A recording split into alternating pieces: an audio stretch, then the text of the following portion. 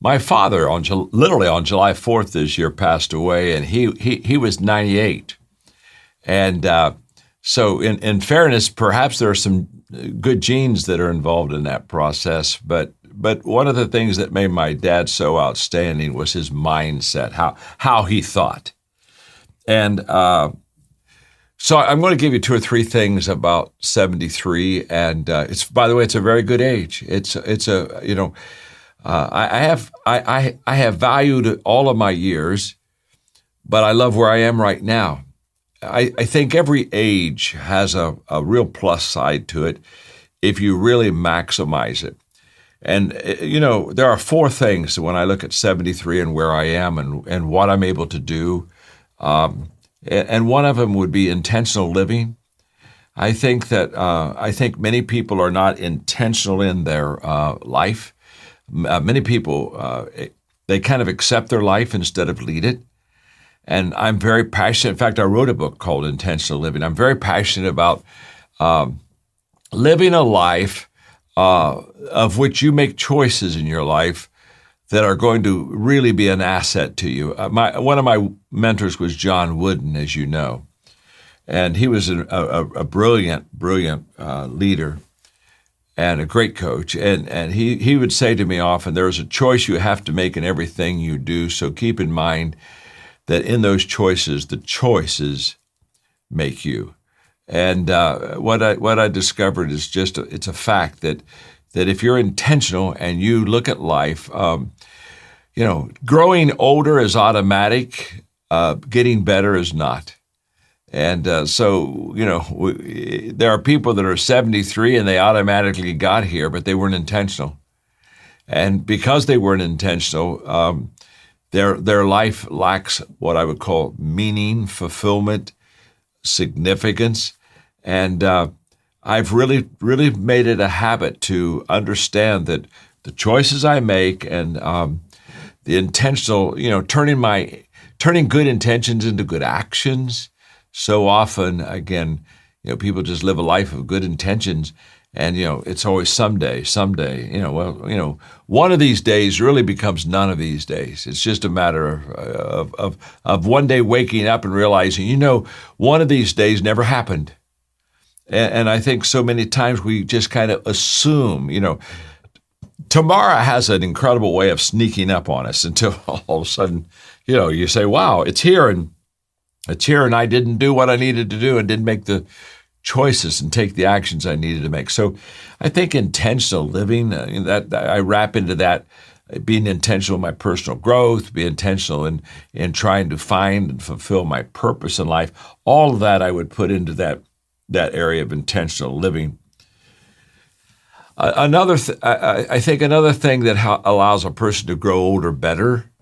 In fact, I often say I want to die old at a ripe young age, and so one of the things I think that makes it better for us is, or for me, is anticipation. When people ask me, how did you write over 80 books? And we have, 7 companies in the John Maxwell enterprise. And I get up 5:30 every morning, 5 to 5:30, and I start my writing. And people say, well, you must be very self-disciplined. And I share with them, really, Ismail, that no, I'm not that self-disciplined. I'm just full of anticipation. And what that does for me is that awakens me. I anticipate that when I sit down and literally take my legal pad and my 4-color pen, because that's how I write. I still write Neanderthal, and I can hardly wait to write because my whole purpose in life is to add value to people.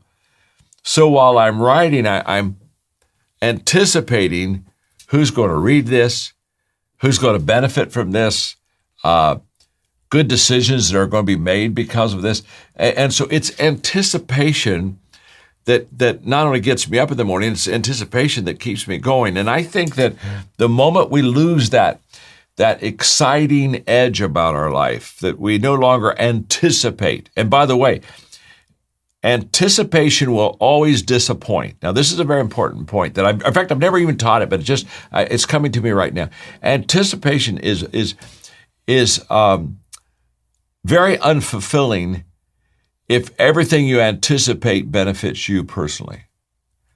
So if I'm anticipating perhaps that somebody's going to be good to me, or somebody's going to be nice to me, or somebody's, I'm going to reap something wonderful, that anticipation is very short-lived. But the anticipation of adding value to others, serving others, making other people's lives better, it's expansive. Whenever I get into thinking of others, my world expands. When I begin to think about myself, my world begins to contract. And I think that when people get older, that one of the big issues and problems is that their world begins to contract. It gets smaller instead of bigger. And it begins to get smaller because it's all about them. And if it's all about me, there's just going to be an incredible amount of lost opportunities and disappointments in my life. But if it's about others, then, there's a sense of look what I'm doing and look who I'm helping. And so anticipation is really, it's a better word than self-discipline. Self-discipline is almost like, okay, I get up at 5:30 in the morning, but here's the difference. Self-discipline is I have to get up at 5:30 in the morning. Got a lot of work to do.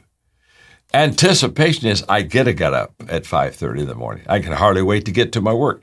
And so I think that my life has been a very exciting life because it's been filled with anticipation, but it's not about anticipation about my life being better. It's about me making other people's lives better. So if you put intentional living with anticipation and then relationships, I think relationships are essential.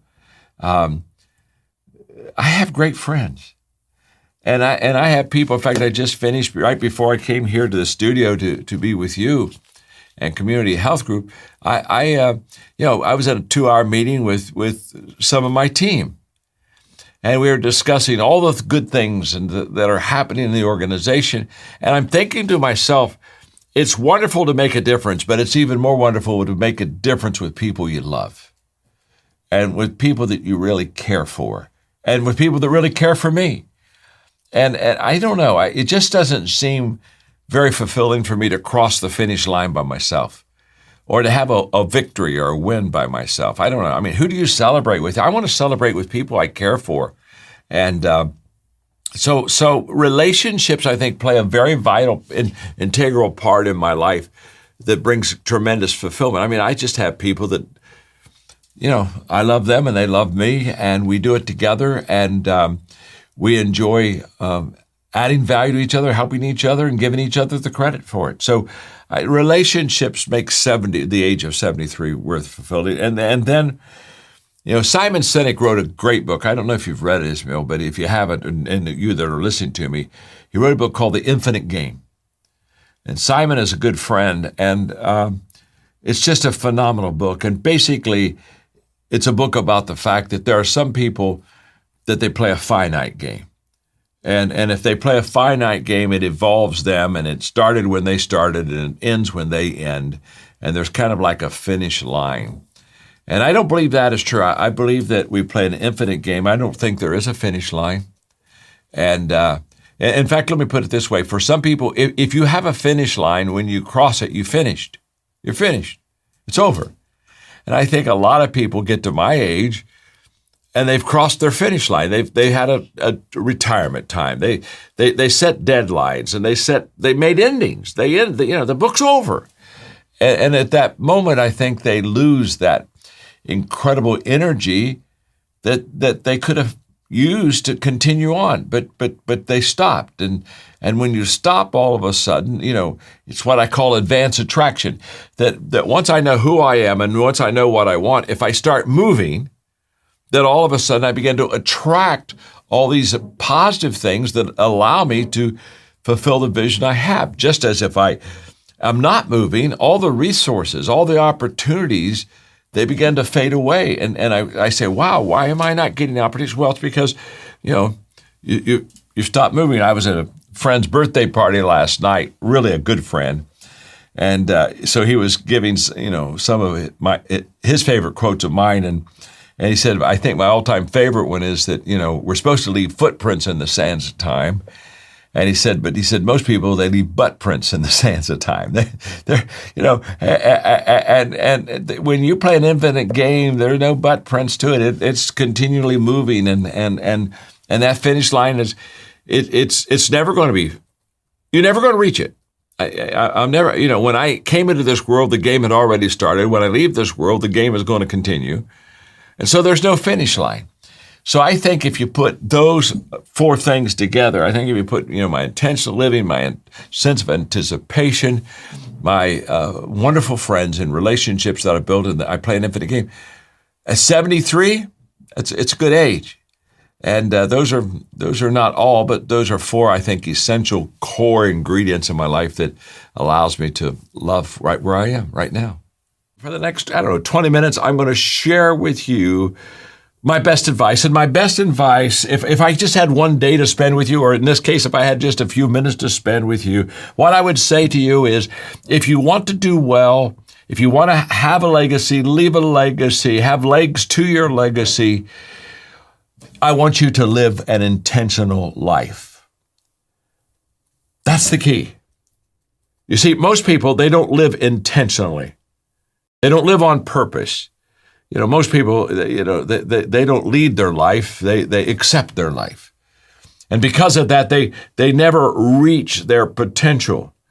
And I would encourage you to intentionally live your life for several reasons. And I'll give you just a couple very quickly. Number one is the fact that the best way to improve your life is to live an intentional life.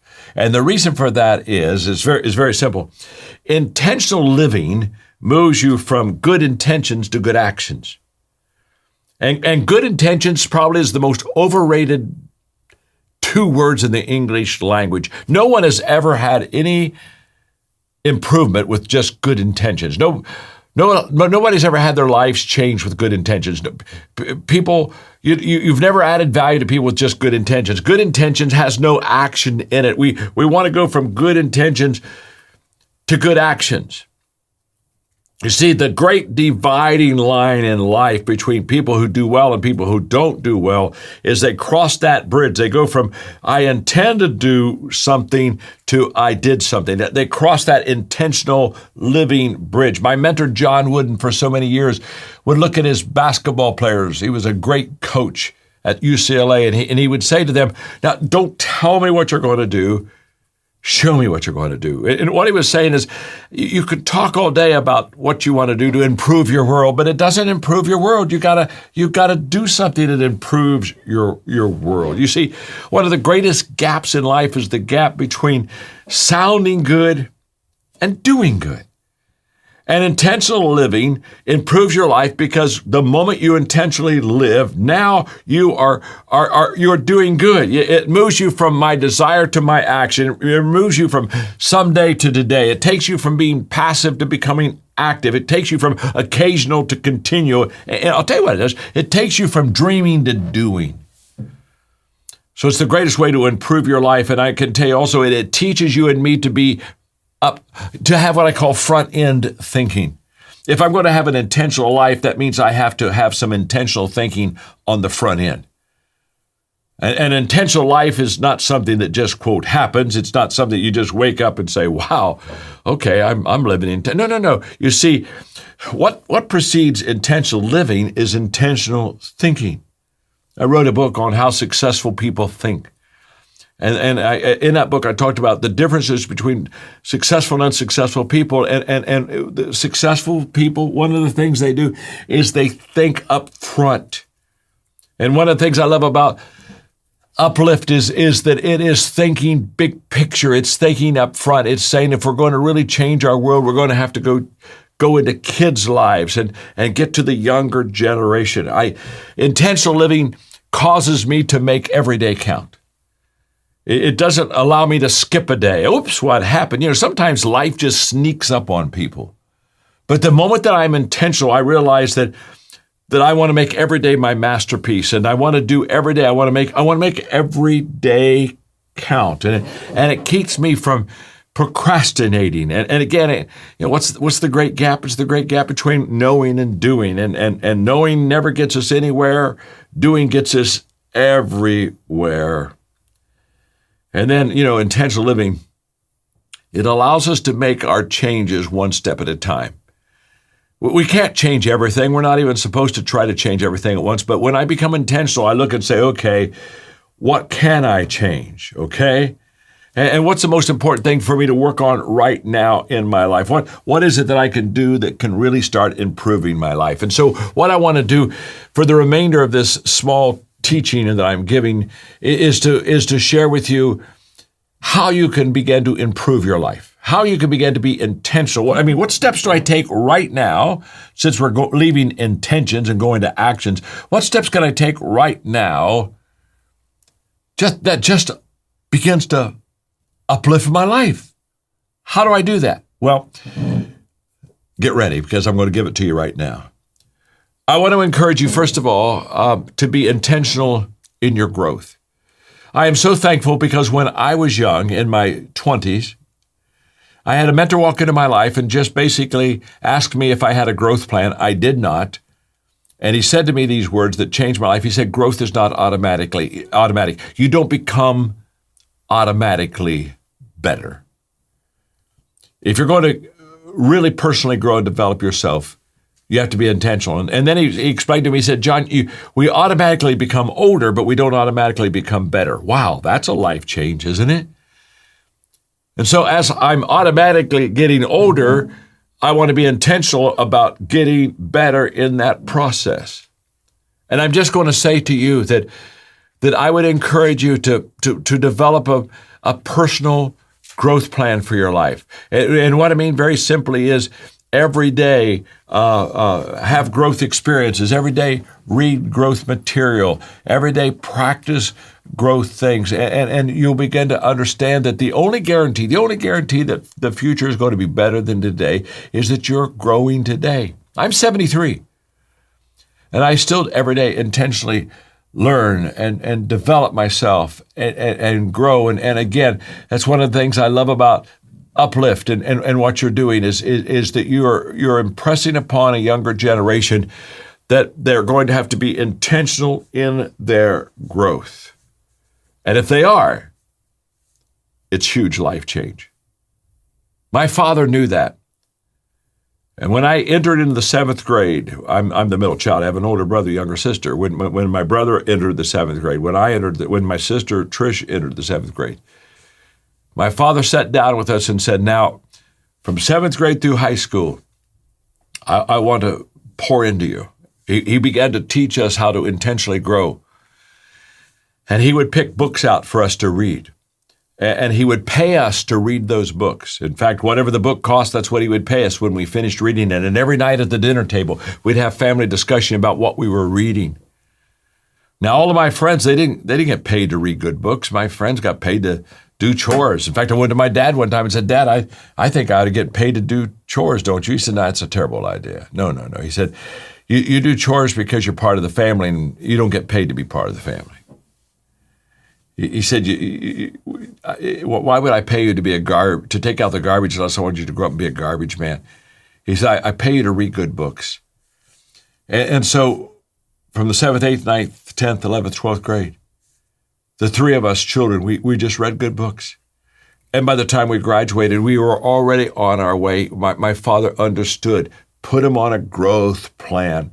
Be intentional in your personal development and growth. As I look back, I could say that no doubt about it, I got the fast start towards success in life because the books that I read that my father paid me an allowance to read when I grew up.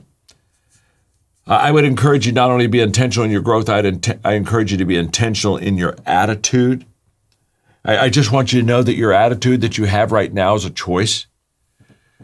That's why I never feel sorry for people who have a bad attitude, because they chose it. Which means if you chose a bad attitude, you could unchoose, if that's a word, the bad attitude and choose a good one. And the moment I realized that it was a choice, then it makes me responsible. It makes you responsible to have a good attitude. And you say, well, John, if you knew my adversity, if you knew my difficulty, you'd have a bad attitude. No. I know people who have grown up in very difficult situations. that they've had and chosen a great attitude. I talked to a very successful person yesterday. His name is Jason, and he told me that when he was 14, he listened, this is a long time ago, he listened to a tape of mine on leadership and attitude, and he looked at his mom and said, I want more of those tapes. I want to hear him some more. And he basically said, 14, 15, 16 years of age, he said, I just consumed your books and consumed your teachings. And he said, where I am today is because I made that decision at a very, very young age. I'm just here to say to you that your attitude is the difference maker. I didn't say attitude is everything. I just said it's the main thing. And a good, great, positive attitude, an attitude of adding value to people, an attitude of significance, all that stuff is just going to increase and improve who you are and the legacy that you create. I would encourage you to be intentional in your relationships. It's so true. It is so true. When I was young, I had a mentor walk into my life, and this was just huge. He just said, John, in 5 years, you will become the person that, based on the books you read and the people you hang with. And little did I realize how important that was. What am I reading? What am I learning? Hey, what podcast am I listening to? Who's influencing me right now? Your relationships are so key to your success. In fact, if you took your 5 closest friends and looked at them, pretty much where they're going is where you're going. You got to ask yourself, is that where I want to go? I would encourage you to be intentional in your leadership, because everything rises and falls on leadership. And I just love the fact that you can learn to lead at a very young age. I would encourage you. I wrote a book called Developing the Leader Within You 2.0. And that book has 10 things that you want to work on, to learn, to grow in, to be a good leader. It's kind of like the practical leadership book that you just began to read it and you began to say, okay, I can do this. And you begin to learn and you begin to grow in your leadership itself. And then I would encourage you to be intentional in your significance. This is probably my favorite part of the entire lesson, because I want you to be successful, but there's a difference between being successful and being significant. I think I kind of learned that again in my 20s when I heard my friend Zig Ziglar say that if you'll help other people in life get what they want, that everything that you want, you'll receive. But his emphasis was, instead of trying to get what you want first, help other people get what they want. In other words, he was saying, live a significant life, because a significant life is always about others, adding value to others. A successful life, which I hope you're successful also, is all about adding value to yourself. But what you want to do is you want to make sure that you live a significant life. You want to make sure that you are constantly adding value to others. And one of the things I learned is the fact that selfishness and significance, they're not compatible at all. If I'm a selfish person, I'm going to ask people to add value to me. If I'm a significant person, I'm going to every day ask, who can I add value to? So because I'm honored to be talking to the next great generation, I'm honored to be talking to people that have your life entirely in front of you. I just want to share with you that if you'll do 5 things every day, you'll lead intentionally this significant life. And I want that for you. And trust me, you'll not only have a personal uplift, you'll bring an uplift to all those around you. Every day I do 5 things. Take good notes now. Listen carefully. Integrate what I'm about to share with you in your life. Trust me, it'll move you to significance. Every day, number 1, I value people. That's the core. That's the foundation. You will not add value to people unless you value people. In fact, if I don't value you, if I devalue you, I'll never add value to you. So it starts with valuing people. Now you have to understand I'm a person of faith. And I think the greatest leader, whether you're a person of faith or not, I think you could maybe acknowledge that at least one of the greatest leaders that ever lived was Jesus.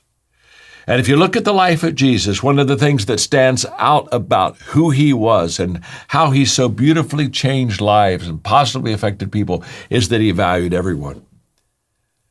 When you came into the influence of Jesus, you knew he loved you unconditionally. You knew he valued you.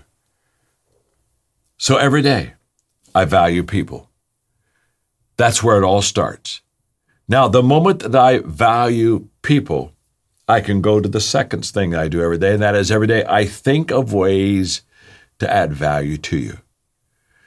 So when I knew I was going to be with Uplift today, that I'd be talking to Joe and I'd be talking to you, I asked myself, how can I add value to you? And then Joe and I had an amazing conversation of which I talked to him about I Lead, and I talked to him about youth curriculum that teaches great values and how that we could come alongside and serve you and add value to you. Well, when I looked at my calendar this morning and realized I would be teaching you today, my first question is, okay, what can I do?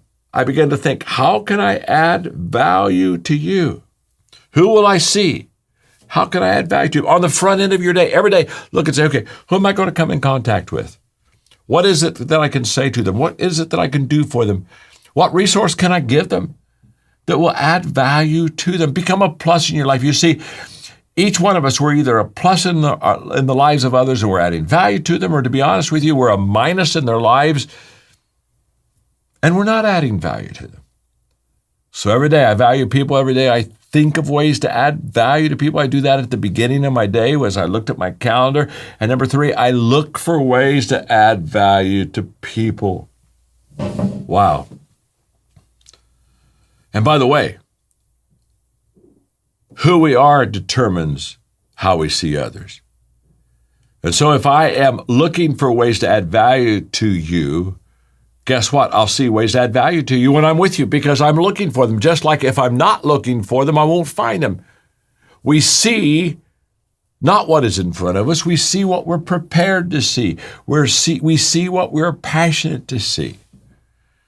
So every day I value people, think of ways to add value to people, look for ways to add value to people. Number 4, every day I do things that add value to people. In other words, now I cross that line and I go into action.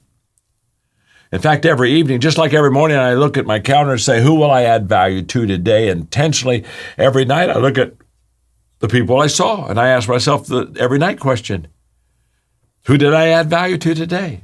I make myself accountable. Who did I help? Who was I a plus for today?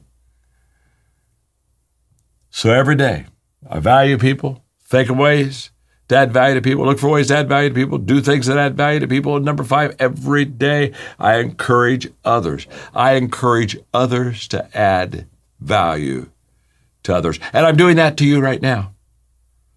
I want Uplift to expand because the principles, the values, the idea, the mission, the vision, it's all so good.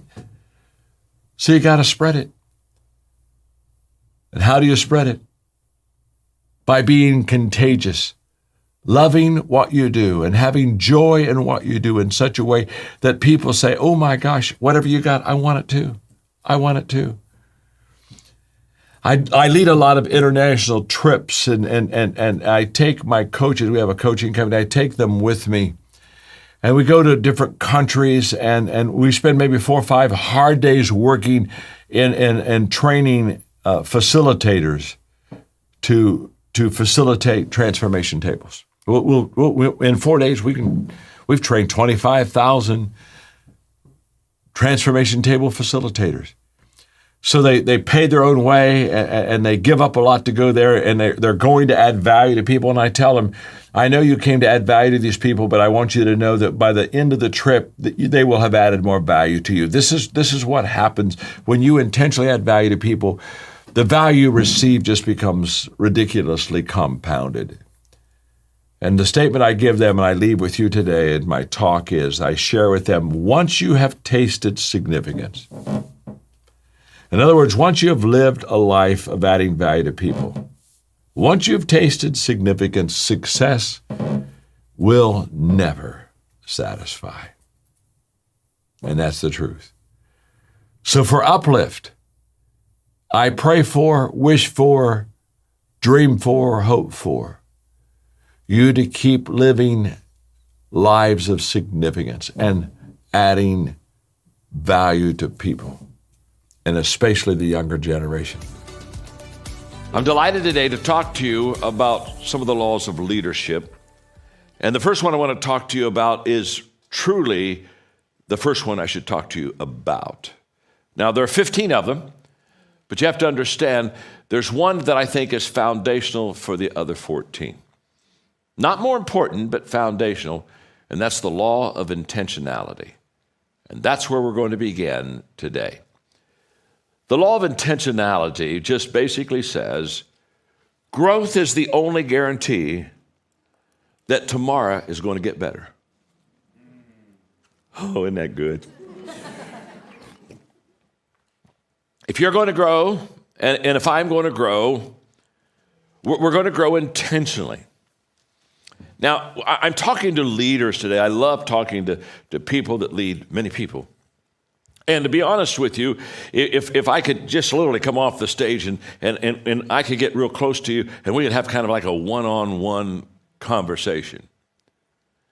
There are two questions that I would ask you, and the two questions I'm about to ask you will really determine how successful you're going to be in this business, without any question. These are the two questions. It's not like there's 3 or there's 4 or there's 7. There's 2, okay? Just trust me on this. I'm an old man. I know this. I've been around the block a few times. And there are 2 questions that if you can answer in a positive way about yourself, you're going to be very successful. And if you really cannot answer that in a positive way, to be honest with you, you're not going to be near as successful as you would like to be.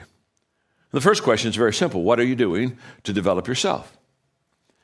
And if you'd say, my gosh, John, I'll tell you right now, I'm doing a lot to develop myself. I've got a personal growth plan, and I'm intentional in this, and I'm doing this on a daily deal. If you could say that to me, then I'd say, hey, we're in good shape here. We're in good shape, because that's the key. You know, what are you doing to develop yourself? And by the way, the reason that's first is not because you want to be selfish. It's kind of like almost a selfish question. The person says, well, why do I start with myself? The reason you start with yourself is because you cannot give what you do not have. So you better start with yourself. Because if you're leading others and have nothing to give them, nothing to share with them, nothing to teach them, then I can promise you, you'll never be what you want to be as a leader. And I can promise you that after 40 years of personal growth, the secret of any success, if I've had any success at all, the secret of that success has been personal growth in my life. And growth has literally placed me where I am. So what are you doing to develop yourself? It's a huge question. And the 15 laws the 15 laws of personal growth, basically these laws are all about developing yourself and developing the second question, what are you doing to develop others? You see, on the first question, you're foundational for your future. The second question is all about compounding, multiplication. That's where you build a huge business, when you know how to develop other people. And what we have to understand about the law of intentionality is that you cannot develop yourself and you cannot develop your people unless you're intentional. And I discovered that in my 20s when I sat down and had breakfast with a guy named Kirk Campmeyer at the Holiday Inn in Lancaster, Ohio, and he asked me the question, John, do you have a plan for personal growth in your life? Didn't have a plan. Didn't know I was supposed to have a plan. Nobody ever told me I was supposed to have a plan. I graduated. I was working hard, doing my very best to reach my potential. But nobody ever walked in my life until Kirk Campmeyer did and said, John, do you have a plan for personal growth in your life? And I didn't have one. I was embarrassed. I thought back then I had to have answers. And so I acted as if I did, and that didn't really work very long. I was kind of like a plane circling an airfield trying to come in for a landing. Finally, I just shut up and landed that plane. And he looked at me, and I'll never forget, he said, you don't have a plan, do you? And I said, no, I don't have a plan. And then he said to me, John, growth is not automatic. If you're going to have to grow, you're going to have to grow on purpose. That day, my life was changed. What Kurt was saying is, if you're going to grow, you have to be intentional. I mean, it starts with me. So the problem is we have what I call growth gaps. The reason that we're not intentional in our growing is there are just some gaps that keep us from getting to where we need to go. And I'm going to give you about a half a dozen of them really quickly. The first one is the assumption gap. And the assumption gap just basically says, I assume that I'll grow automatically. You see, most people, they live by assumption. 99% of people today are assuming, just assuming, that somehow they'll get better. Very sad, folks, very sad. Because let me tell you something about assumption. Assumption is a huge disappointment in life. You show me a person that assumes, and I'll show you a person that almost daily is disappointed. So the first gap is a gap that leaves many people short, and that's just the pure assumption gap. The second one is the knowledge gap. And the knowledge gap is basically, I don't know how to grow. And we've all been there. In other words, okay, I know that I need to be intentional in my growth, but I really don't know how to grow. I've been there. I mean, this is worth this whole lesson if you can just get this. The reason I'm so passionate about personal growth is personal growth keeps me prepared. In other words, if I'm continually growing, I continue developing myself, and I'm continually learning, and I'm continually doing new things and going to another step higher, can I tell you what that is? That constant growth is the preparation for the opportunity. So when the opportunity comes, here's the way. You don't go into an opportunity, you grow into an opportunity. And so I'm passionate about personal growth because for that person who says, wow, I had an opportunity, I wasn't ready. If you're growing, you're always ready. Because after I intentionally started growing, I made a commitment to grow as a leader. I started writing, I became an author. I developed growth resources for other people. I founded my first company. I began training conferences. Everything I can think of that has ever been good in my life was a result of the fact that I started personal growth in my life. I know I'm known for leadership. I understand that. But my passion in life, more than anything else, is personal growth. Because if you grow personally, you can be a great leader. But if you don't grow personally, you can't be a good leader. Everything in life that you're ever going to want is based upon your ability to develop yourself. So Kurt Kampmeyer said, John, you can't just accidentally grow. You got to grow on purpose. And so I started. And I got to thinking yesterday when I was getting ready to, kind of my last preparation for this lesson, I got started, and guess what? When I got started, let me tell you what I didn't have. I didn't have experience. I didn't have knowledge. I did not have a model. I did not have a mentor. I did not have a plan. I did not have a fellow traveler. I did not have resources. I did not have money. I did not have a growth environment. But I got started. You don't stop or not start because of what you don't have. You don't start because you don't realize yet that the fruit of everything good in life begins with a challenge. There's nothing easy in life, worthwhile in life. Everything is uphill that's worthwhile. And it's not going to come to you, and it's not going to fall in your lap, and it's not going to be something that, oh my gosh, it just was so simple. It's always going to be difficult. So how do we go from growth doesn't just happen to making growth happen? I thought I would share with you a practice that I have in my own life. It's a practice I've done now for over 20 years. The last week of the year, I set it aside just for time of reflection, prayer, and reevaluating my year. And I take my calendar and I literally go over my calendar, not only day by day, but hour by hour. Every day I go every hour, and this is the person I met there, and this is what I was doing here. And as I go through the calendar, I just keep my legal pad beside me, and I write down things like, wow, that was a good day. This I didn't do well here. I would like to have a do-over here. Do you ever have times when you want to have a do-over? I put things in different categories. Times where I really sensed that there was a real blessing of God on my life. The times when I felt that I was living too much for myself. And I mean, I go through it really takes me the week. I just evaluate it. One of the things I do is I take every special thing that Margaret and I did during that year, and I put it together. And then one night during that week, I pull her aside for dinner, and I sit down with my list, and I go through everything we did all year that was very special. And it's a time for me to reflect. It's a time for me to evaluate, to look at my year.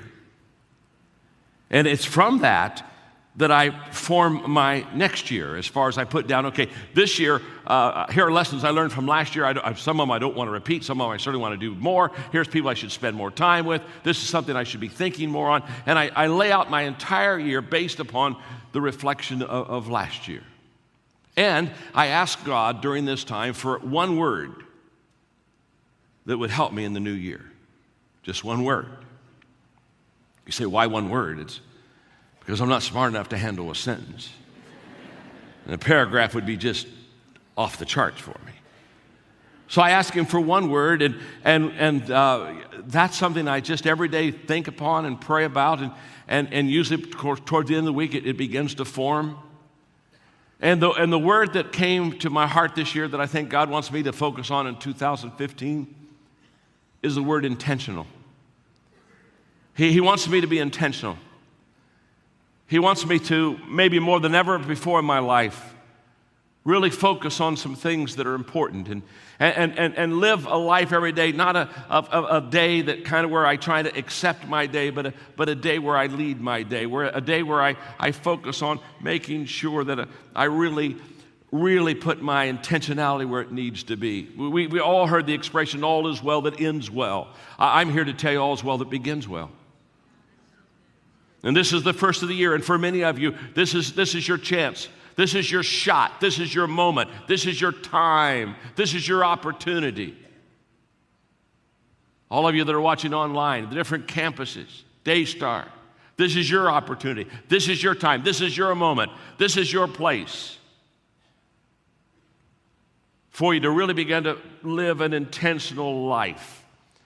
And then I ask usually for a scripture that goes with it, and so let's kind of dive in on the screen. You'll see that the section I'm going to deal with, Matthew chapter 6, is all about focus and faith. In other words, trust God and see things correctly. Be intentional. Okay, let's go with the passage of scripture. Matthew chapter 6.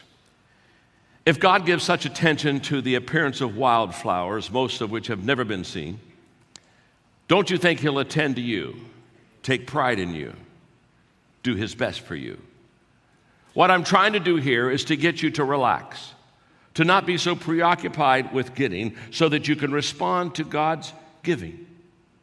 People who don't know God and the way that he works fuss over these things, but you know both God and how he works. Steep your life in God reality, God initiative, God provisions. Don't worry about missing out. You'll find all your everyday human concerns will be met. Give your entire attention to what God is doing right now. Don't get worked up about what you may or may not happen tomorrow. God will help you deal with whatever hard things come up when the time comes. Intentional living means two things. In this scripture, intentional living means, first of all, knowing God and how he works. Jesus was very clear to say to us that if we want to live an intentional life, we have to know God and we have to know how he works in our lives. I love the passage in Jeremiah chapter 9, verse 23. Don't let the wise brag on their wisdom. Don't let the heroes brag on their exploits. Don't let the rich brag on their riches. If you brag, brag of this and this only, that you understand and know me. In other words, he said, if you're going to get excited about something, if you're going to brag about something, don't brag about what you got, what you did, where you've been, who you know. Just brag on the fact you know him. In fact, I'll tell you what's fantastic. It's not the fact that I know him, it's the fact that he knows me. It's amazing, isn't it, that God, the Creator, God, omnipotent, omnipresent, omniscient God, he knows me. And he knows you. And Jesus said, if you want to live an intentional life, you've got to know God, and you've got to know the works of God, and you've got to live in his life, and you've got to have him fully, you've got to be submerged in who he is and what he's wanting to do in your life. So what does that mean, knowing God and knowing how he works? First of all, it means that God values you. If you know God at all, you know that God values you. In fact, look at your neighbor you're sitting beside right now and just say to them, God values you. Tell them that right now. God values you. A couple of years ago, I was privileged to do the opening session at the United Nations in New York.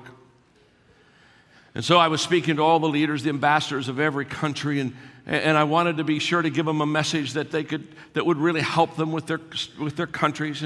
And so I did a lesson that was basically entitled 3 Questions Every Follower Asks of a Leader. And I shared with them, regardless of their culture, regardless of where they were in the world, I would promise them that the people of their country, every leader within that country, they would be asking their leaders these 3 questions. And the 3 questions are simple. Do you care for me? If somebody's going to follow you, they want to know if you care for them. Who wants to follow somebody that doesn't care for them? Can you help me? In other words, is it going to get better if I follow you? If I get in the leadership line, is it going to improve my life? Can you help me? And thirdly, can I trust you? In every culture, in every society, in every nation, people ask those 3 questions of their leaders all the time. Do you love me? Can you help me? Can I trust you? And the greatest leader of all, Jesus, can say a resounding yes on all 3. He can help you. He loves you, and you can trust him. And when you follow Jesus through the Gospels, the thing that impresses you the most about Jesus is that he valued people. Jesus valued people. Turn the pages of all 4 Gospels. Everywhere you go, you see that Jesus valued people. The conflict between Jesus and the Pharisees was very simple. They valued knowledge, and he valued people. They valued what they knew about the Scriptures. They were always thinking that life composed of a Bible quiz. And Jesus said, wait a minute, you don't understand. You got to value people. You got to see people, and there's so many examples of Jesus valuing people, but the one I love so much is the one that we know so well, the prodigal son. We know all about him messing his whole life up. He's in a pig pen now, asking himself, what's a Jewish boy like me in a pig pen? And he says, I'm going to go home to my dad. But he said, if I'm going to go home to my dad, I've got to have a speech prepared because I've certainly messed up my life. And his speech was very simple. He said, I'll say to him, Father, I've sinned against God. I've sinned against you. I don't deserve to be called your son. And he practiced it. And I know he practiced it because if you follow the story, it says when he came to his father, he fell down and immediately said this speech. I mean, he had been practicing all the way back to the father's house. He was saying to himself, I've sinned against God. I've sinned against you. I don't deserve to be called your son. I've sinned against God. I've sinned against you. I don't deserve to be your son. I've sinned against God. I've sinned against you. I don't deserve. He practiced it. And when he got to the father, he just fell down and he gets his speech out. Oh, I don't deserve to be your son. There were only 2 people that believed that he didn't deserve to be called his father's son. The prodigal that was on his knees in a repentant stage, and the older religious brother. who said, I've worked so hard and I've done so much for you, Father, and you're giving a party to the kid that went home. And I have a message for you in 2015. And the message is beautiful about God valuing you. God valuing you online. God value you on every campus. And here's the message. You can't disappoint God. You can't disappoint God. Disappointment is the gap between expectation and reality. When we're disappointed, it's because we expected something that we didn't receive. Isn't that true? And we say, wow, I kind of expected that, and wow, I received that, and wow, it wasn't what I kind of thought it would be, and I'm a little bit surprised, I'm a little bit disappointed. That's why the prodigal practiced the speech. I don't deserve to be called your son. He said, give me a bunk in the barnyard. I'll be a servant. You see, get the picture. The boy, the prodigal, was so disappointed in himself that he naturally thought the father would be disappointed in him. And I just want you to know, God's ways are higher than yours, and God's thoughts are higher than yours. And don't dumb God down. Don't dumb him down. Don't bring him down to your level of thinking. And the boy said, I know God, the father's going to be disappointed, and the father's not disappointed. In fact, the older brother, he can't understand why dad's throwing the party. Can I tell you something? Neither son knew the father. If they would have known the father, they would have known how much he valued his boy. And I just want you to know that to live this year of 2015 in an intentional way, understand that God values you. And remember this when you think of the older brother: legalism overvalues works and undervalues people. I've seen it happen throughout my entire life. People that are legalistic, they overvalue what they're doing for God, and they undervalue the people that God so beautifully, unconditionally loves. So to live a life of intentionality, know God, and know that He values you, and know, secondly, that He will take care of you. That He will take care of you. Every year, Margaret and I give our family, our children, our grandchildren a gift for Christmas, and the gift is a trip. We take them on a trip somewhere every year. Every year, that's our Christmas gift. We want to create memories for our kids and grandchildren. So this year we went and spent a week. We literally spent up to Christmas Day in Hawaii, and so we had the grandchildren there. And so Margaret and I said, let's give our grandchildren, we have 5, let's give our 5 grandchildren a verse this year. And so we thought about them and talked about them, and we prayed about it. And so we picked out a verse for each one of our grandchildren, a different verse based on where they are in their life, their temperament, that whole process. And then I looked up a quote that was similar to the verse that they could have. And then we wrote a 3 to 4 line prayer for them based on that verse, and we laminated. You have to know I laminate everything, so you just excuse me, but I just do. And we laminate with their favorite colors, and we sat with them individually during that week. We sat down individually with them, and we read the scripture. We gave them the quote. We gave them the prayer, and the theme that we had for our children this year was the theme of trust. We just want our kids to know that God is a trustworthy God. And I just want you to know you can trust Him. You can't trust yourself. You all right out there? Sometimes you can't trust others, but you can trust God. I've been thinking about what I wanted to share with you this month, and I thought about the statement that I often make, that relationships are the foundation of leadership. In other words, people won't go along with you if they can't get along with you. So let's talk about it. What is it in a relationship that really allows a leader to have a solid foundation to lead people really well? I wrote a book several years ago that's been a very practical, popular book on 25 ways to win with people. And it's just a book about what do you do to get along with people? What do you do to attract people to you? Because leaders are people magnets. What is it that we do that really allows people to want to be on your team? And I know, because you're in the people business, I know that you do some of these things very, very well. But I thought that I obviously don't want to teach all of them, but I thought in our little monthly mentoring session today that there are 5 of them I would teach you, that just if you do it really well, you're just going to build solid foundations and you're going to win with people, that's for sure. So let's go. Number 1 is learn people's names. When I was in junior high, my father gave me a book to read by Dale Carnegie, which How to Win Friends and Influence People. And as a 7th grader, when I read that book, he said, the name of a person is the sweetest sound that they'll ever hear. And so he was very strong on how to remember names.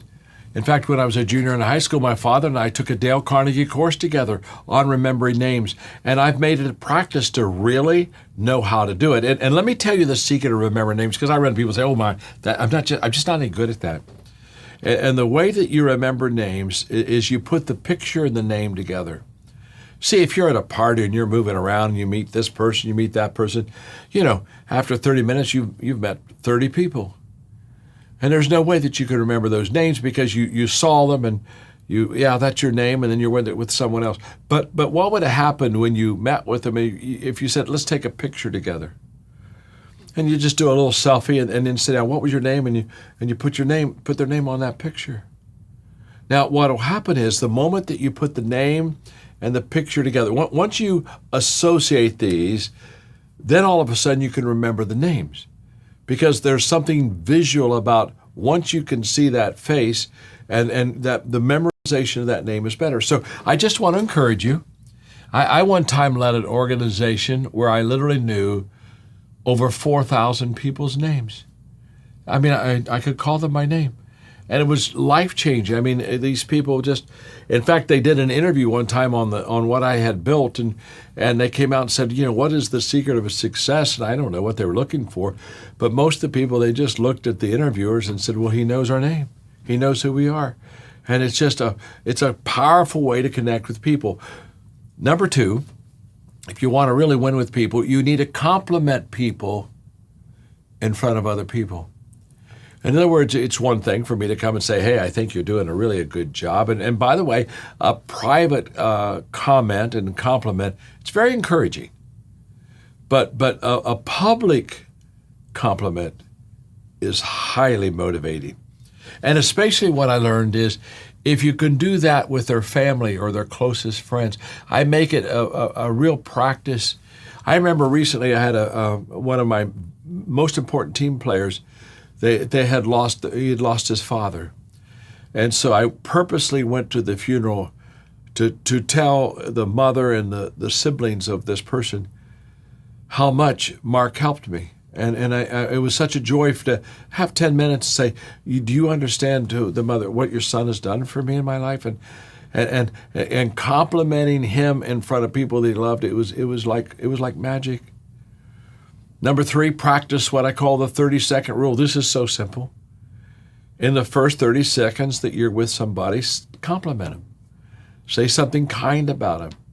It may be the very fact that you've just been looking forward to seeing them again. It's been a while, and you've thought all day, man, I'm going to get to be with you for a few minutes. We're going to be able to have a conversation. But it's that first 30 seconds. Make sure that you say something kind, positive, wonderful, beautiful about that person. That's just absolutely huge. Number 4, look for the best in others. Now, let's start with the negative, okay? We all have a bad side. We all have a worst in our life. And I don't know about you, but I really don't want to be judged or valued by my worst day. And I've had some days that were really bad. I've had some days that I didn't do well.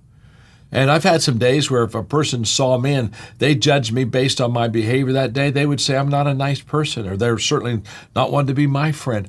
I would like for people to understand that I'm human and I have my bad days, but I want them to see me and look for the best in me.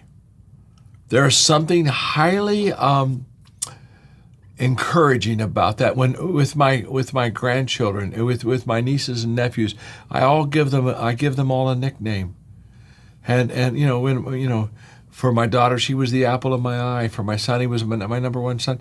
I always was giving them visuals and expressions that would just basically say, I see the best in you. And what I've discovered is if you see the best in people, you receive usually the best in people. Just as honestly, if you see the worst in people, you get that negative side also. And the last thing is, and this is huge, just let people know that you need them. I think a lot of times leaders make a mistake of wanting to make sure that the people know that they need the leader. And of course people need leadership. I appreciate you complimenting me, because this last point, I'm going to just bring myself right back down to ground, because John says the 5 signs of a solid relationship, and he finishes it with number 5, trust. And you were in a meeting with me recently to where I attempted to make right a situation that I feel like not only violated what I say on this podcast, I feel like it violates John's relationship, John's content. I believe it violated some leaders on my team, and I think the ones that really suffered the most was our team members that were lost in the reality of a lack of trust. So let me explain. And again, thank you for saying something nice about me, so people won't tune out now and go, that guy is a loser. But I realized something. We teach around here, Becky, and you know this and you live this, that when you ask somebody to do something, whether you empower them for a project or a position, we established that we vetted everything we needed to vet when we assigned or empowered that responsibility to that individual. And so trust is at the all-time highest it can be. It's Absolutely. at 100%. Yeah. John calls this, for all of you podcast viewers and listeners, John calls this putting a 10 on everyone's head. You have a 10, you have a 10. It's yours to prove that I was wrong in putting a 10 on your head. We do the same thing with trust. Yeah. If we have properly vetted, interviewed, or observed a human being to join the team or to take over ownership of a project, they deserve 100% trust. Yeah. Well, I violated that. I asked somebody to handle something in our organization, actually human resources. I asked them to own it. It was owned differently at the leadership level. It was owned differently with a daily administrative level. And I never could get comfortable that they could treat human resources, treat the culture that I have fought for 22 years as good as me or a couple of people that had been around me a long time, right? Yeah. And that's normal. There's nothing bad with that. Normal. But it's wrong. It's wrong. Yeah. And I asked them, I said, okay, it's yours. They talked me into restructuring and reassigning. And I said, okay, it's yours. It's yours. It's yours. But the whole time, every time there was a little bump or there was a little challenge or a little ripple, I'd go, hey, have you checked with this other person? Hey, why didn't you check with me on that? How many love that leader that says it's yours, but check with me before you do everything? Yeah. Check with me before you think. It's not very fun. It's not very fun. And I did this. And I did it over and over again until that leadership behavior by me began to wear out the team's ability to feel comfortable in what they knew to do to help people. And we had a huge challenge, a challenge that if you dealt with just the behaviors or the decisions in the situation would have been terrible. Right. But fortunately for me this time, I wish I could get it right every time. Fortunately for me this time, I went, whoa, wait. I don't want to talk about the details of messing it up. I want to talk about what caused the missteps in the first place. And what I discovered was it was my inability or my lack of determination or my lack of commitment to give trust on the front end. I was waiting for trust to be earned. And by doing that and micromanaging that, I, the senior leader who had violated the trust commitment that I make with people, had created the problem. Yeah. Now, you said in that meeting, you watched our team really rally around that. But I think my biggest point that I want to make here is that truly for there to be solid relationships, for me, Becky, for you, for our team, for you, podcast listener, podcast viewer, you will not have solid relationships without this trust factor. It's true. And I don't believe trust is earned. I believe trust is given. And I believe trust is established after the leader extends trust. Yes. But so many times as leaders, we go, you got to earn my trust. Right. And in leadership, I don't believe that's It's accurate. got to be opposite. So I agree. The same way that optimistically, you always give people the benefit of the doubt until they prove you wrong, and you might have to adjust some boundaries. I think trust should be the same way. Yep.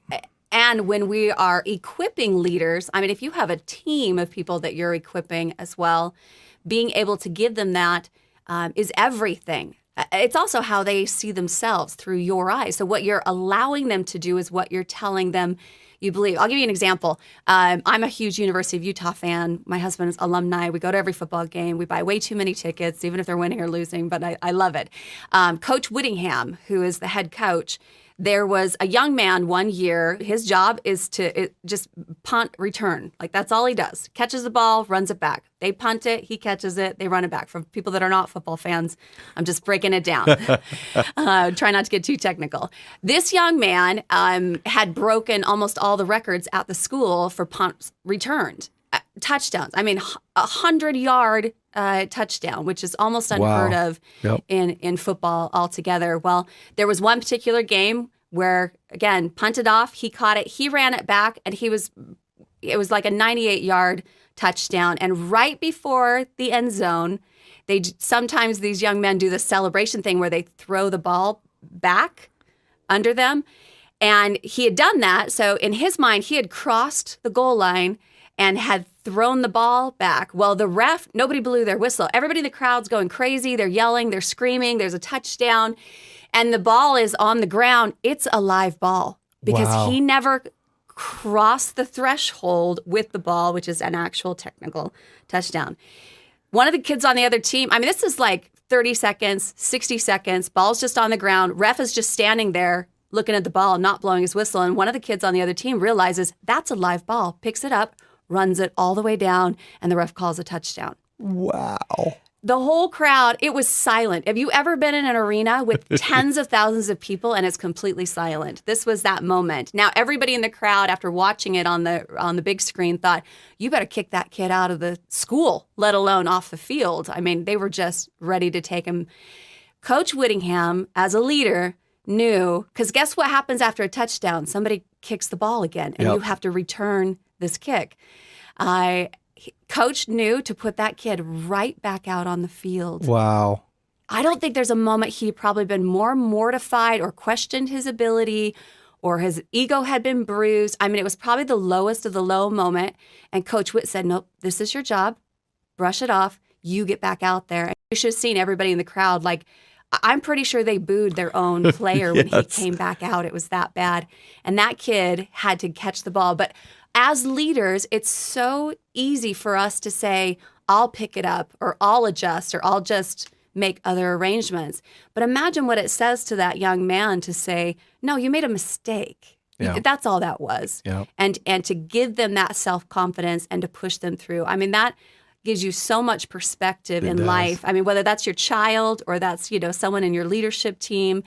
But trust on both sides has to work. So they've proven through time that you can earn more trust, I think, that you can give them more. They're capable of more. You've been able to see that with your own eyes.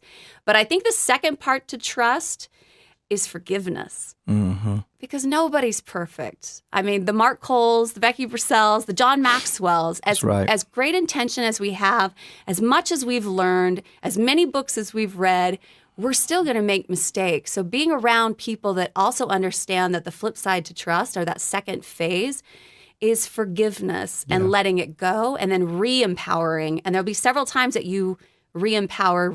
Now, if you have to re-empower too much, you can start to question, maybe I've given them a little too much trust in that process. And the worst thing that can happen is somebody who just gets really good at apologizing and doesn't get good at changing their actions.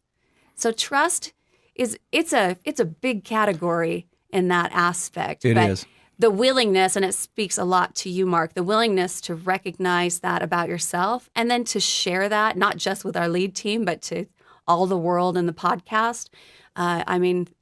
You're just rebuilding, and you're establishing trust. You've reaffirmed Yeah. it, and it is an ongoing process. It's not something you do once. It's not like you got married at the altar and now it's fine. You don't have to work on it at all. Yeah. Like, it's a relationship. It's definitely going to take time. When you were talking about what the coach did, and then also you made a comment that it is not perfection. I was reminded of the John Mark Green quote that says, "A great relationship requires deep connection, not perfection." Absolutely. And I think that's what we've attempted in this podcast, the last 2 episodes. We've really attempted to tell you that what John said in the book, 21 Laws of Leadership, this law of connection, law number 10, it really is a game changer. It really is absolutely what we believe is kind of the linchpin, the piece that will make the difference for you in your leadership is your ability to connect. Well, today's topic is how leaders move from good to great. And there's a book, about good to great. We're going to talk today a little bit about how do leaders do that? How are you a good leader? Are you a great leader? How do you move the needle to become a great leader? There's so many factors that really distinguish a good leader from a great leader. And some of the research that we've done and Perry's looked at by Jack Zenger and Joe Folkman, some of the factors are improve communication effectiveness, encourage others. We talk about that on here, to grow and to improve, be a role model, be a champion for your team, recognize when change is needed.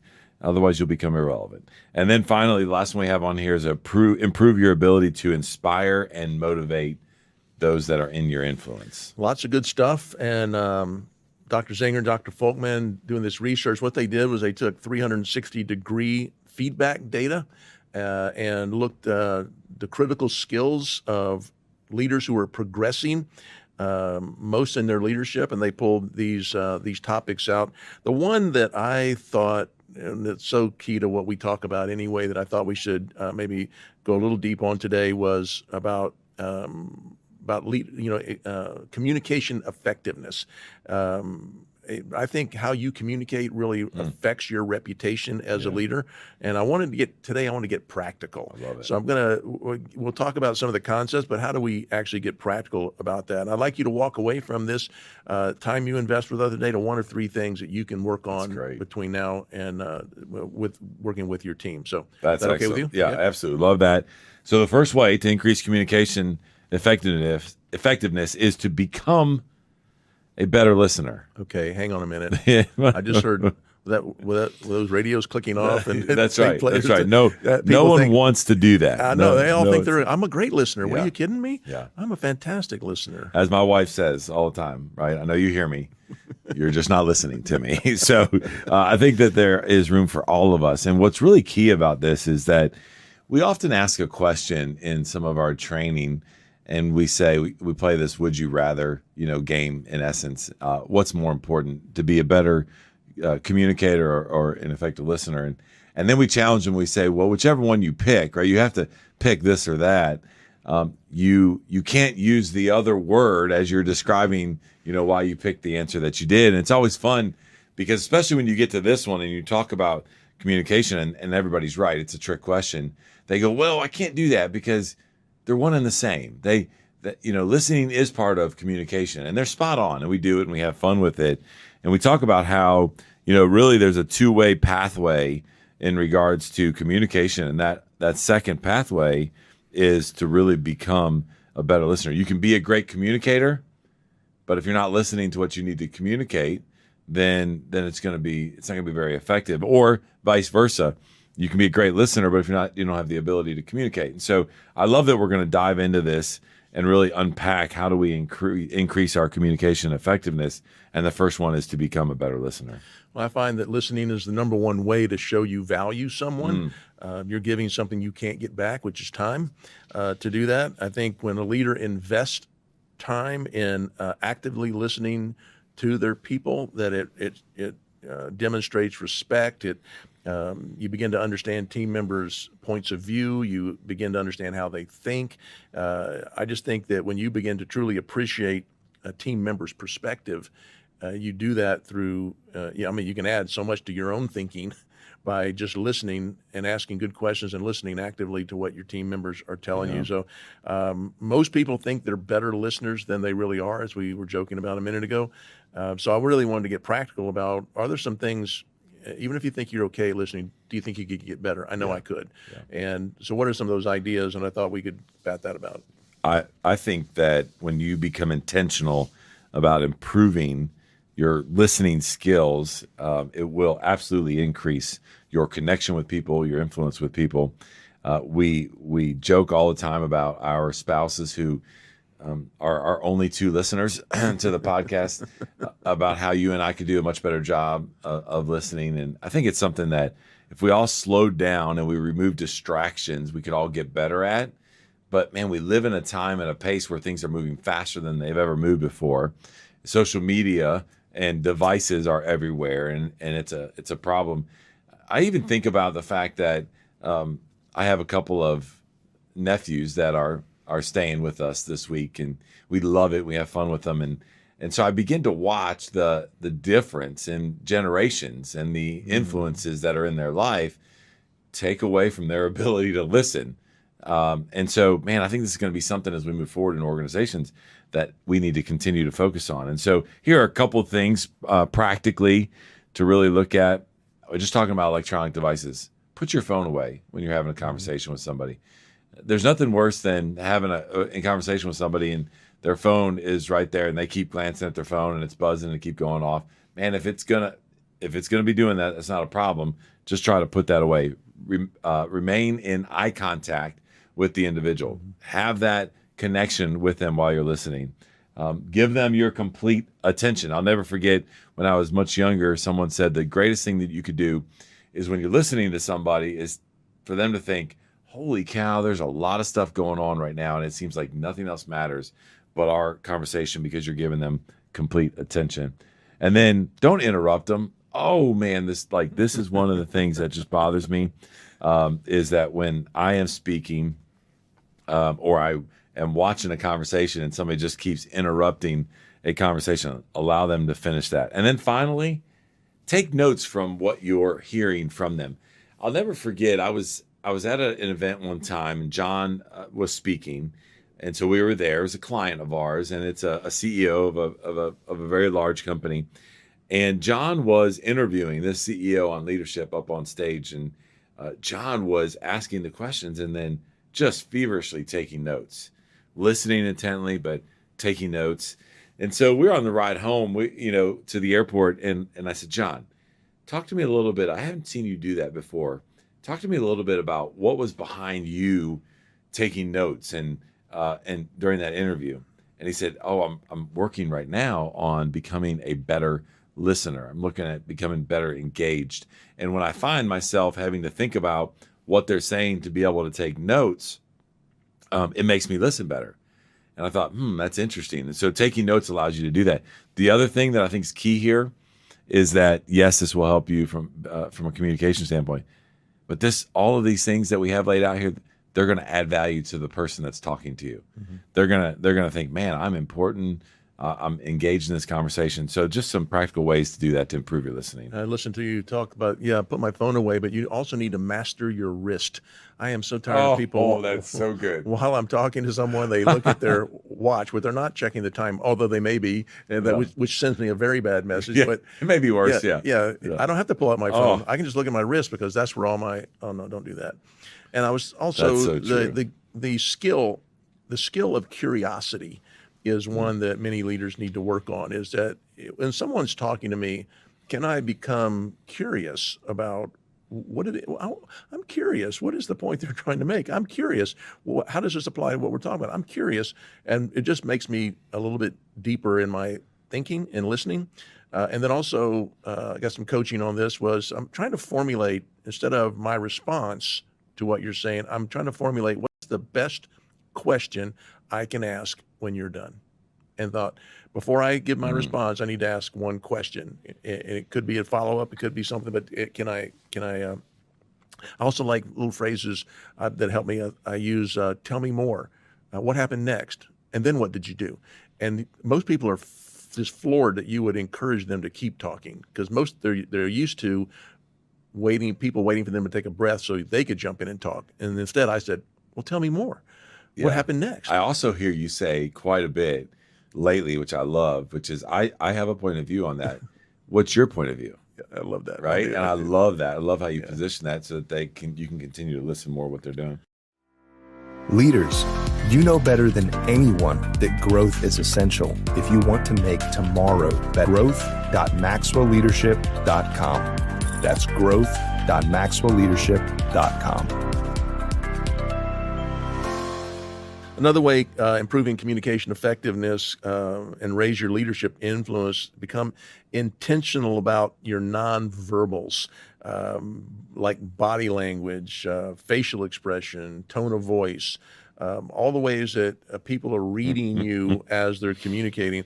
We talk about you're always making people feel something. What is it you make people feel? So when someone's talking to you, or when you're talking to someone, let's keep it on listening. Someone's talking to you. What are you doing with your face? What are you doing with your body language? Are you facing them? Are you facing the door? Are you, rolling your eyes? Are you get your hands on your hips? There's positives and negatives about all that, but I think it really affects so much about how people feel. Are they being heard, or are you just tolerating and waiting for your time to speak? Yeah, this is so good for me personally, just to even go through this, because I would get lazy at times listening, and I know this, but maybe my actions don't necessarily show that. And so again, we're in the leadership space. This is what we do every day. We're in the communication space, and yet you're challenging me with some of the things that we're talking about here today. And so as you're listening to this podcast, I hope that you're being challenged as well to become a better listener. One other thing in regards to this is, do you have empathetic communication style? Mm-hmm.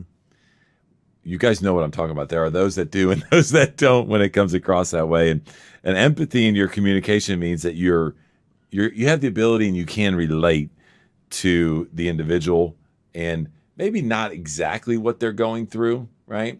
But you can get into that place with them, and you can be empathetic during a conversation. And when you do this, it no doubt increases your ability to connect with people, and then will increase your influence as a leader. When you were just talking about mind your face, I love it when you say that, right? Like what is that face telling people? Yeah. I was having this conversation just recently, within the last week, with a leader, and we were talking about, as conversations happen, the facial expressions will change. And somebody said to this individual, like, what's going on with the face? Like, and he said back to, we've worked together for how long? Like, this is just, and so they kind of started laughing about it. And then he said, oh, let me tell you another funny story about kind of the mind your face as you're talking about this and listening. He said that some of his team want the masks to be a policy of what they have to wear while they're working, because it covers his face and they don't have to look at his facial expressions while he's listening or communicating to the team. That's the power of what you're talking about here in connecting through communication. And whether you have empathy or not is mind your face. Do you smile? Do you welcome people? Are you approachable or are you not? Yeah, empathy versus sympathy. Yeah. Oh, can I feel for you, or do I feel sorry for you? That people can tell if you're relating to them. Another great way to improve your communication effectiveness was to master this skill. I call it a skill of providing regular feedback to those you work with. And when you provide constructive feedback, you communicate that you care about me, that you want to see me grow and improve. And I think, unfortunately, many leaders shy away from this because they fear the conflict it might cause. They don't want to give bad news. I don't know I've heard many reasons for this, but done correctly, I believe that feedback can be your friend, is a great way to really find the greatness in other people. And so when you say my communication style, if you expect that when you're with me and we're performing in our role, that I'm going to give you feedback and that I expect feedback from you. Do you think that raises my reputation as a leader? I think so. I think people turn to expect, say, Perry, what'd you think? And that's when I'll use, well, I have a point of view, but what did you think? Because I want to hear what they think first, but get practical on that one. I love that. So let's talk about this feedback. We've all heard of the feedback sandwich, right? Like, and the reason that we really do it, and this is so good, is that we really do that because it makes us feel better about giving the feedback. That's what I've learned, yes. They know what you're doing, by the way, right? Yeah. And so they probably have their guard up even more and they're not even listening. And explain the feedback sandwich. So where you end up giving somebody something positive, then some constructive feedback, and then you close with a positive comment. And get out as quickly as possible. And then you get out as quickly as possible. Now I feel better about myself. Yeah, that's right. And so, man, I gave him 2 positive things, 1 negative. And so to your point here is that, man, yeah, absolutely. I think that is more for you than them. So I've heard you teach and talk about getting away from the feedback sandwich and talking more about a feedback conversation. That's right. And the feedback conversation goes like this. As close to an event that you've witnessed as possible as a leader, share something that you thought the person did well, then share something you think they might have done better, and then ask the question, what you were just talking about a minute ago, which is, what did you think about that? Mm-hmm. So you're creating this dialogue versus giving statements on that sandwich, and you're inviting them to have a conversation. And that is a much different approach to a topic than just having the feedback sandwich. It's worked amazing for me is that, hey, that sales call, I thought you did a great job on engaging the client, the prospect in a conversation. One area I thought you could have improved on with how you presented our value proposition. What do you think? And the salesman looks right at me and says, no, I thought it was great. What, are you kidding me? I go, well, I thought some confusion on the customer's face and I was just observing, but maybe I'm wrong. How did you see it? And he goes, well, now that you mention it, I did get a little tangled up, and I was very vague on a couple of things, and I really wasn't sure how to. I said, "Well, tell me, how can we have done it differently?" And now we're in a beautiful place. I'm having a great conversation, and the salesman, what salesman ever did this? Is says, "Hey, would you do a role play with me on that?" Nobody ever asked for a role play. Yeah. I thought, yeah, let's role play that for a moment. How could give me the value prop to do that? So. Another area I think can improve your reputation as a leader and increase your influence and increase your communication is, and we talk about it a lot here, but I think it really applies, is those 3 questions that every follower, every person you're listening to is asking about you while you're leading, while you're influencing them. Do you remember the 3 questions? No. Okay. I'm not listening. You do. I'm just kidding. Yeah, absolutely. So what they want to know is, hey, are you going to help them? Do you care about them? Yep. And can they trust you? Yeah, love these. And this is a staple of John and really when he talks about leadership and connecting with people. And so these are a great way to frame your question. Now, what we want you to know is, man, if you can answer yes, or these questions are being answered yes about your leadership, then your communication is in a pretty good place, and you have the ability to increase your influence and your reputation as a leader. The getting practical behind this and why we put this in here is, if the answer to any of those 3 questions is no, then dig into that. Why is it no? Why is it that it is no? What can you be doing or working on to move that from a no to a yes? They're simple questions, and it's a simple answer, yes or no. If it's yes, hey, keep trudging, keep getting better. But if it's no, we really want you to kind of unpack and look into that. Yeah, fantastic. And then finally, I just thought that, John's new book out on the 16 undeniable laws of communication, I was really taken by a truth in one of the laws there was that the law of credibility, that, great communicator knows that you're not the main attraction. It's all your communication is about others. And if you make it about yourself, if you're talking in a way that makes it about you, you're not making it meaningful for others. So I thought for me that was a great reminder, is that in my communication, is it about others? Am I talking to others? Am I listening with respect to others? Lots of things that make up a great communicator, but being credible in your communication by the life you live and the way that you present yourself, and then you make it about others, goes a long way. Goes a long way. Well, as we wrap up, remember, we started this by talking about how leaders move from good leadership to great leadership. And I love that you said, hey, let's just take one and let's get really practical. What's interesting is that one, when we work with organizations, we go through a discovery process, and no doubt about it, in the top three every time, and you know this, you've been on a lot of discovery calls, is, man, listen, we got to get better at communication as leaders. We have leaders that don't do a good job of communicating. As an organization, we don't do a good job of communicating. So here were just a couple of very practical, simple ways. Go back, listen, have a little bit of an assessment, check yourself on these areas that we brought to you. And I promise you, if you work on becoming a more effective communicator by some of the tips that we gave you, you will go from being a good leader to a great leader.